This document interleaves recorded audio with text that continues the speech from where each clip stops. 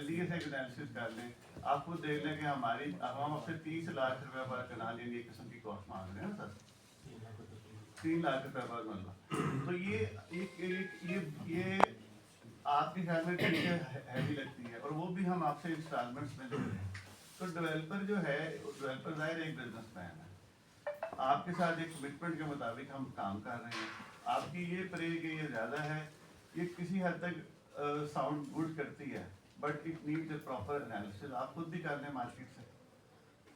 और इसके अलावा आपकी जो दूसरी एग्रीमेंट है वो ये है कि इसमें सर दो ही नहीं, पहले ये ग्रीवेंसेस थी उनकी। नंबर 1 कि जो आपने हमें मेंशन नहीं किया, बाकी आप उसको एडमिट नहीं है। मैं सर मेंशन जो मेंशन था वो ये था कि इन्होंने जो पेपर आपने टर्म्स एंड कंडीशंस के ऊपर जो साइन किए हैं, उसके ऊपर 4 नंबर के ऊपर उन्होंने लिखा हुआ है कि जो development and services charges in addition to the purchased price shall be payable by the bank on the demand by the management of Al Rahman developers.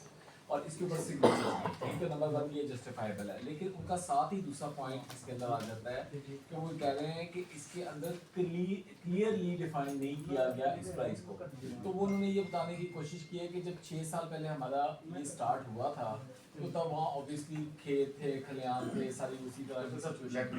ठीक है, अब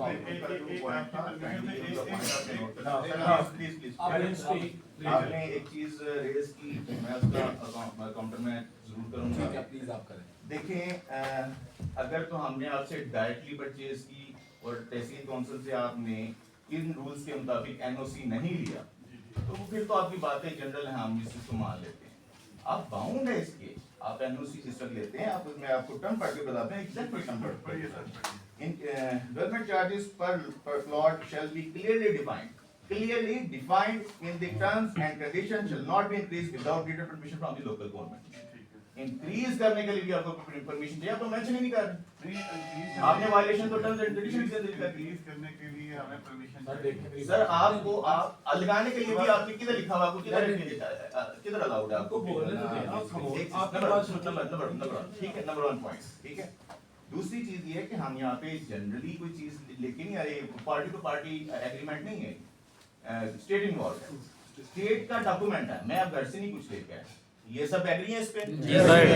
हम स्टेट के डॉक्यूमेंट के ऊपर जो हमें रिलीज स्टेट देती है, जो हमारी इंश्योर करती है।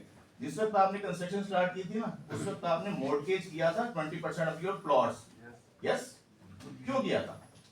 For the security of development work. Yes, तो डेवलपमेंट वर्क्स किधर है? और वो डेवलपमेंट वर्क्स किधर?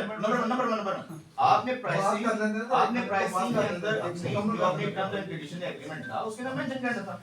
मेरी समझ में आता कि मेरे पास ये प्राइस पे करने की पोजीशन है या नहीं है, मैं उसको परचेज करता नहीं करता। आपने ये किया बेसिकली ब्लफ, ठीक है, हमारे पास ब्लफ, राइट सर। अब दूसरी चीज क्या है कि एक चीज तो ये है कि इसको हमारी जो डिमांड है हम इसको स्टैंड करते हैं, इसको फौरी तौर पे विथड्रॉ किया जाए, कम नहीं किया जाए, विथड्रॉ किया जाए। आप इसको लगाने की इस पोजीशन में नहीं है, ठीक है।